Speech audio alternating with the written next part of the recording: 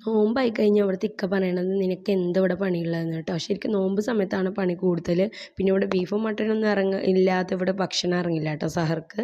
അപ്പോൾ ഞാൻ ബീഫ് കറി ഉണ്ടാക്കണം കേട്ടോ. ആദ്യം പെരുംജീരകം എണ്ണയിലിട്ടിട്ട് അത് പൊട്ടി വന്ന ശേഷം വലിയുള്ളി, തക്കാളി, പിന്നെ ഇഞ്ചി വെളുത്തുള്ളി പേസ്റ്റ്, പിന്നെ മുളക് പൊടി, മല്ലിപ്പൊടി, ഗരം മസാല ഒക്കെ ഇട്ടിട്ട് മഞ്ഞൾപ്പൊടി ഒക്കെ ഇട്ടിട്ട് നന്നായിട്ട് മിക്സ് ചെയ്ത് വന്നിട്ട് ഞാൻ വീട്ടിൽ പൊടിച്ച ഗരം മസാലയാണ് കേട്ടോ ഞാൻ യൂസ് ചെയ്യാറ്. അത് എൻ്റെ ഉമ്മ പൊടിച്ചതാണ്. അതും കൂടെ ഇട്ടിട്ട് ബീഫും കൂടെ ഇട്ടിട്ട് നന്നായിട്ട് ഇളക്കിയെടുത്തു കേട്ടോ.